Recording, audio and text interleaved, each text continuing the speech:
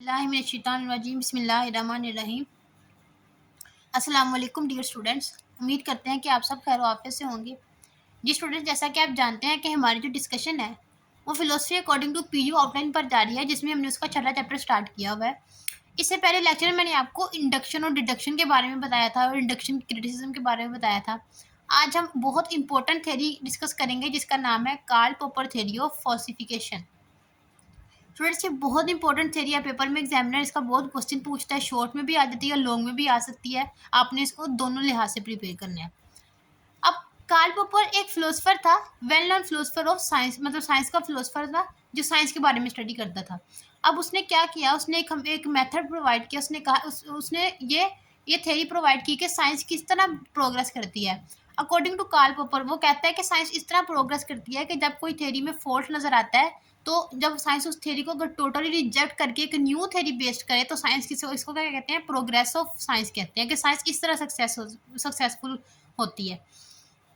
अब उसके अगर जो व्यू दिया इसने कार्ल पॉपर ने, बहुत सारे फिलोसफर थे, उन्होंने इस पर क्रिटिसाइज भी किया, इस पर आर्ग्यू भी किया। इस लेक्चर में आज हम इसकी हर चीज़ के बारे में डिस्कशन करेंगे। सबसे पहले तो हम डिस्कस करते हैं कि कार्ल पॉपर कौन था और उसने कैसे इस थ्योरी को डिवेलप किया। Karl Popper was a well known philosopher of science who studied how scientific knowledge grows, मतलब उसने स्टडी की हाउ साइंटिफिक नॉलेज किस तरह बिल्ड होता है। He argued that science does not progress by providing theories true. इसने क्या कहा था कि साइंस अगर कोई फॉल्ट नजर आता है कि आप थ्योरी को टोटली रिजेक्ट कर दें, बल्कि आप उसमें उसकी ट्रूथ मतलब उसको ट्रू साबित ना करें बल्कि उसको रिजेक्ट कर दें, तो क्या होगा, साइंस के जरिए प्रोग्रेस करेगी। True observations instead, he believed that scientific theories should be critically tested and challenged. Popper's main concern was to distinguish real science from pseudoscience, and for this he introduced the idea of falsification. अब वो क्या करना चाहता था, वो pseudo science और real science को क्या करना चाहता था, डिस्टिंग्विश, मतलब इन दोनों में डिफरेंस को बयान करना चाहता था। तो उसके लिए उसने क्या किया, एक आइडिया इंट्रोड्यूस करवाया जिसका नाम क्या है, फॉल्सिफिकेशन। अब फॉल्सिफिकेशन क्या है, इसके बारे में हम आगे पढ़ते हैं।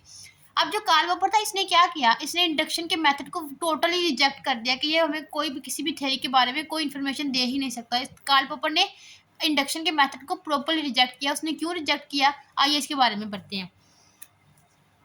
Karl Popper rejected the inductive approach by arguing that, उसने क्या आर्ग्यू किया, scientific knowledge can not justified through induction. He claimed that no matter how many times we observe a phenomena. Karl Popper कहता है कि ये matter नहीं करता कि आप कितनी दफ़ा एक फिनोमिना को ऑब्जर्व करें, चाहे आप 1000 दफ़ा भी एक फिनोमिना को ऑब्जर्व कर रहे हैं ना, अगर आपने उसका एक फॉल्ट नज़र आ गया तो वो क्या है, वो सारी की सारी थ्योरी रिजेक्टेड है, उसको कोई भी आगे ट्रू प्रूव नहीं कर सकता। We can never logically conclude a universal law from it. वो कहता है कि how many times we observe a phenomena, we can never logically conclude any universal law from it. किससे हम कोई भी लॉ नहीं बना सकते, इंडक्शन अप्रोच से। वो कहता है आप इस पर डिपेंड ना करें कि आपने कितनी दफ़ा ऑब्जर्व किया, लेकिन वो कहता है ये हमें सर्टेनिटी प्रोवाइड नहीं करती। ये क्या प्रोवाइड करती है, प्रोबेबिलिटी प्रोवाइड करती है, इसलिए हम इससे कोई भी यूनिवर्सल लॉ नहीं बना सकते जो सबके साथ एप्लीकेबल हो। Karl Popper reject the induction due to uncertainty. क्यों उसने किया, क्योंकि उसमें अनसर्टेनिटी या सर्टेनिटी नहीं है, इसमें क्या है, uncertainty based and limited observation. अब अनसर्टेनिटी बेस्ड और लिमिटेड ऑब्जर्वेशन का क्या मतलब है, आइए हम इनके बारे में आगे डिटेल से पढ़ते हैं। Uncertainty. Karl Popper rejected the inductive approach because it based on uncertainty. Uncertainty means ये probability हमें बताती है, प्रोवाइड करती है। Uncertainty किसी चीज़ के बारे में प्रोवाइड नहीं करती कि अगर कोई एक्शन आज हो रहा है तो वो फ्यूचर में भी कल होगा। उसके बारे में प्रोबेबिलिटी होती है कि प्रोबेबल है कि ये कल भी होगा, ये हमें प्रोवाइड नहीं करती। He argues that it based on limited observations. Limited observations का क्या मतलब है, लिमिटेड ऑब्जर्वेशन का मतलब है कि हम अब देखिए, हम पूरी दुनिया में जाके हर फिनोमिना को ऑब्जर्व नहीं कर सकते। अब देखिए ना, आपने अपने कंट्री में ऑब्जर्व कर लिया जी, आपके सारे कंट्री में सारे कौवे काले हैं, लेकिन अब देखिए, अब इस दुनिया में तो 100+ कंट्री हैं। अब आप हर कंट्री में जाके ये ऑब्जर्व तो नहीं कर सकते फिजिकली के हर दुनिया के सारे कौवे काले हैं कि नहीं है। तो वो क्या कहते हैं कि लिमिटेड ऑब्जर्वेशन पे डिपेंड करती है। ये हमें मतलब पूरी दुनिया को ऑब्जर्व करके तो नहीं इंडक्शन बताती कि ये हर जगह ये फिनोमिना हो रहा है, तो इसलिए ये जनरल रूल है। सो ये क्या करती है, ये किस पे डिपेंड करती है, लिमिटेड नंबर ऑफ ऑब्जर्वेशन पे डिपेंड करती है। No matter how many observation support a theory, there is always a possibility that the future observation may prove it false. Karl Popper क्या कहता है कि मतलब there is always a possibility, हमेशा एक पॉसिबिलिटी रहती है कि कोई फ्यूचर ऑब्जर्वेशन आएगी और वो जो पहले से थ्योरी होगी उसको क्या रॉन्ग प्रूव कर सकती है। This uncertainty means inductive conclusion can never be proven true. Inductive conclusion को ट्रू साबित नहीं किया जा सकता। लेक ऑफ ऑब्जर्वेशन, अब लेक ऑफ ऑब्जर्वेशन का क्या मतलब है? वही मतलब है जो मैंने अभी आपको बताया।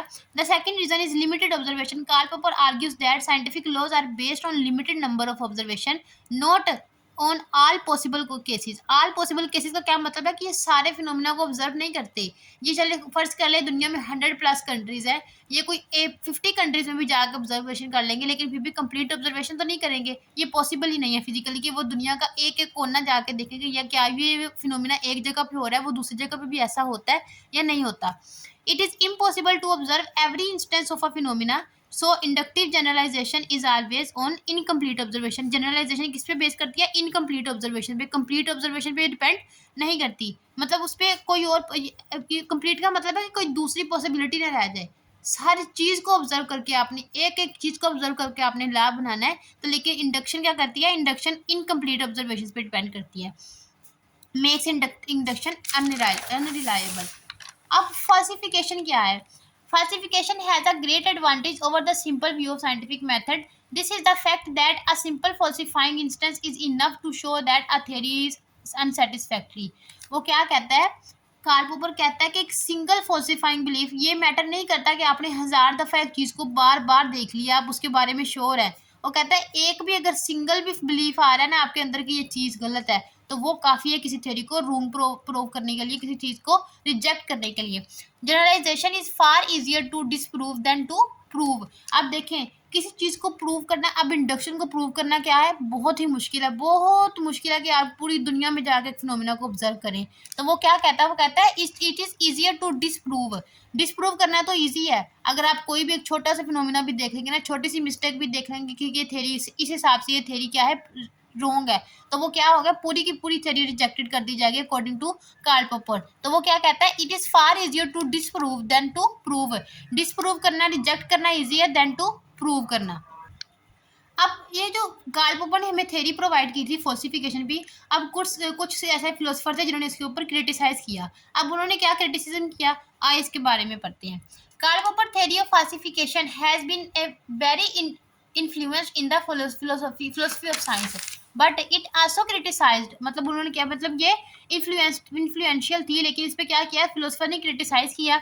Popper said science work through by rejecting false theories. Science वो क्या कहता है? पॉपर आर्ग्यू करता है कि साइंस किस तरह प्रोग्रेस करती है थ्योरीज को फॉल्स करार, मतलब फॉल्सिफाई करने से, उनको फॉल्स करार देने से वो क्या करती है? साइंस प्रोग्रेस करती है। But in real life scientist also relay on confirmation. लेकिन रियल लाइफ में क्या होता है? साइंस किस पे बेस करती है? अगर तो बार बार रिपीट कर साइंस क्या करती है? एक चीज को एक दफ़ा ऑब्जर्व करती है, दूसरी दफ़ा ऑब्जर्व करती है, तीसरी दफ़ा करती है, इस तरह वो बार बार ऑब्जर्व करती है। अगर तो रिजल्ट सेम आ जाता है तो साइंस क्या करती है? एक फाइनल रिजल्ट दे देती है, तो क्या कर देती है? एक थ्योरी बना देती है। When experiment give the same result many time scientist gain confidence. Science क्या करती है? कॉन्फिडेंस हो जाती है कि उनका रिजल्ट ठीक आ रहा है, वो सही जा रहे हैं अपने काम के तौर पे। Confident in a theory and continue to use it. So science is not only about rejecting theories, confirming evidence is also matter. Confirming evidence means किसी चीज को confirm करना also matter. Falsification assumes that experiments and observations are always correct, but critics argued that people can make mistakes and instrument can be failed. अब देखें, अब पोपर कहता है कि अगर कोई भी फॉल्ट आ रहा है ना आप किसी भी थ्योरी में, आप उसको रिजेक्ट कर दें, लेकिन ऐसा भी तो हो सकता है ना कि फॉल्ट उस थ्योरी में ना हो, जिस इंस्ट्रूमेंट से आप मेजर कर रहे हैं उस इंस्ट्रूमेंट में कोई फॉल्ट हो, वो इंस्ट्रूमेंट खराब हो। थ्योरी तो रिजेक्ट नहीं की जा सकती ना अगर अब इंस्ट्रूमेंट खराब है तो साइंस क्या कहती है? जो जिन्होंने क्रिटिसाइज किया वो क्या कहते हैं कि ये पॉसिबिलिटी है कि जो फॉल्ट है वो इंस्ट्रूमेंट में हो, ना कि थ्योरी में फॉल्ट हो। Because of this a theory may seem false even when the error is actually in the instrument. वो कहते हैं कि ऐसा भी मुमकिन है कि एक थ्योरी को गलत साबित किया जा सकता है लेकिन एक्चुअली एरर किस में हो? उसके इंस्ट्रूमेंट में हो, और एरर किस में समझा जाए? थ्योरी में समझा जाए। तो इसलिए वो इसके फॉल्सिफिकेशन को आर्ग्यू करते हैं। Is actually not instrument not in actually in the instrument not in the theory. वो क्या कहते हैं कि जरूरी नहीं है कि एरर थ्योरी में हो, एरर इंस्ट्रूमेंट में भी आ सकता है, इसलिए इसको क्रिटिसाइज किया गया है। आगे हम आ जाते हैं जी कंक्लूजन की तरफ। कंक्लूजन में वो क्या कहते हैं, the history of science shows that theories are not immediately rejected. मतलब हमने इसके क्रिटिसिज्म को भी देखा। अब हमें यहाँ से क्या मिला, तो वो फिलोसफर्स क्या कहते हैं, वो कहते हैं कि theories are not immediately rejected when problems appear. और साइंस कहते हैं कि थेरीज को एकदम से रिजेक्ट नहीं कर दिया जाता। अगर एक सिंगल बिलीफ भी आ रहा है कि ये थेरी रॉन्ग है तो क्या किया जाता है। For example Newton law of motion were accepted for centuries even though certain phenomena did not fully fit the theory. अब जो न्यूटन के लॉ थे वो काफ़ी देर के लिए चलते रहे, सेंचुरीज के लिए, सदियों तक न्यूटन के लॉ इस्तेमाल होते रहे। लेकिन क्या हुआ फिर बाद में, scientist did not abandon Newton physics of once. मतलब उन्होंने, साइंस ने क्या किया, उसकी थ्योरी को टोटली रिजेक्ट नहीं किया, बल्कि साइंस ने उस पर काम किया, उसके अंदर जो फॉल्ट्स थे उनको दूर किया। उसके बाद क्या किया, keeping using it because it worked well in most cases. अब देखें, अगर तो एक जगह उसमें फॉल्ट आ रहा है तो जरूरी तो नहीं है कि वो बाकी सारे सिनेरियोज में भी फॉल्ट ही शो करे। तो वो साइंस ने क्या किया, उसको यूज किया, and it because it worked well in most cases. वो कुछ ऐसे केसेस भी थे जिसमें वो बिल्कुल ठीक काम करती थी उसकी न्यूटन की theory. Only later, Einstein theory of relativity provide a better explanation. This shows that theories are not discarded simply because of one falsifying instance. Philosophers क्या कहते हैं, किसी भी चीज़ को टोटली रिजेक्ट नहीं किया जा सकता by a single falsifying belief, एक छोटी सी गलती की वजह से। बल्कि क्या किया जाता है, उसमें थोड़े से चेंजेस लाए जाते हैं, उस गलती को ठीक किया जाता है और थ्योरी को ट्रू साबित किया जाता है, ना कि उसको टोटली रिजेक्ट कर दिया जाए। जी स्टूडेंट्स, ये थी कार्ल पॉपर की थ्योरी ऑफ फॉल्सिफिकेशन। आज हमने इसके बारे में पढ़ा। इंशाल्लाह नेक्स्ट हम अपना लास्ट लेक्चर लेंगे इस चैप्टर का, वो है Thomas कुहन theory of scientific revolution. तब तक के लिए अल्लाह हाफिज़।